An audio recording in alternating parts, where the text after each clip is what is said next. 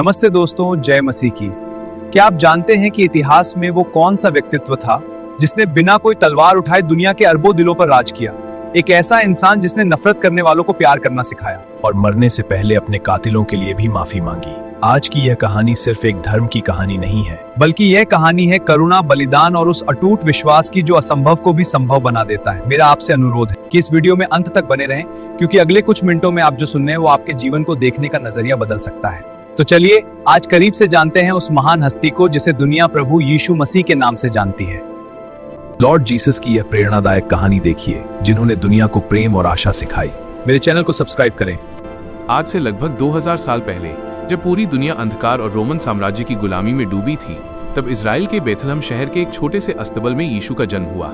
उनकी मां मरियम और पिता यूसुफ को शहर में कहीं जगह नहीं मिली, इसलिए दुनिया के इस मसीहा ने एक जानवरों की चरनी में जन्म लिया। यह इस बात का संकेत था कि वे महलों के लिए नहीं, बल्कि सबसे साधारण और दबे कुचले लोगों के लिए आए हैं। उनका बचपन नासरत के एक शांत गांव में बीता, जहां उन्होंने अपने पिता के साथ लकड़ी का काम करते हुए पसीना बहाया और एक आम इंसान की चुनौतियों को समझा। जब यीशु लगभग 30 वर्ष के हुए, तब उन्होंने अपनी आध्यात्मिक यात्रा और सेवा की शुरुआत की। उन्होंने यरदन नदी में यूहन्ना से बपतिस्मा लिया और फिर 40 दिनों तक जंगल में प्रार्थना और उपवास किया।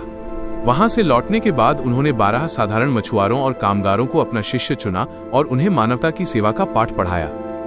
यीशु की शिक्षाएं उस दौर के लिए किसी क्रांति से कम नहीं थीं। जहां दुनिया आंख के बदले आंख की बात करती थी, वहां उन्होंने सिखाया, अपने पड़ोसी से अपने समान प्रेम करो और अपने सताने वालों के लिए प्रार्थना करो। यीशु के चमत्कार केवल जादू नहीं, बल्कि उनकी असीम करुणा का प्रमाण थे। उन्होंने उन कोढ़ियों को गले लगाया जिन्हें समाज ने अछूत मानकर बाहर निकाल दिया था।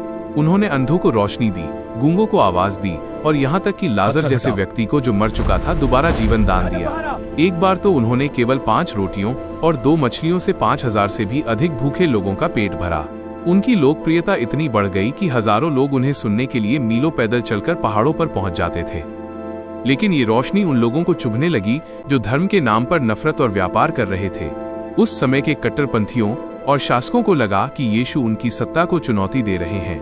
उनके एक शिष्य यहूदा इस्करियोती ने उन्हें केवल 30 चांदी के सिक्कों के लिए धोखे से पकड़वा दिया। उन पर झूठे मुकदमे चलाए गए, उन्हें अपमानित किया गया, उनके सिर पर कांटों का ताज पहनाया गया और भारी कोड़ों से उन्हें पीटा गया। लेकिन इस भीषण दर्द में भी यीशु के चेहरे पर कोई क्रोध नहीं था। अंततः उन्हें कलवरी की पहाड़ी पर ले जाया गया और एक भारी क्रूस क्रॉस पर कीलों से ठोंक दिया गया। जब वे तड़प रहे थे और लोग उनका मजाक उड़ा रहे थे, तब भी उनके होठों से मानवता के लिए सबसे बड़ी प्रार्थना निकली, हे पिता, इन्हें क्षमा कर, क्योंकि ये नहीं जानते ये क्या कर रहे हैं। दोपहर के समय चारों ओर अंधेरा छा गया और उन्होंने अपने प्राण त्याग दिए। उनके शिष्यों को लगा कि सब कुछ खत्म हो गया, उम्मीद की आखिरी किरण भी बुझ गई। लेकिन असली चमत्कार होना अभी बाकी था। सूली पर चढ़ाए जाने के तीसरे दिन जब कुछ महिलाएं उनकी कब्र पर गईं, तो उन्होंने देखा कि पत्थर हटा हुआ था और कब्र खाली थी। एक स्वर्गदूत ने उन्हें संदेश दिया, वो यहाँ नहीं है, वो जी उठा है।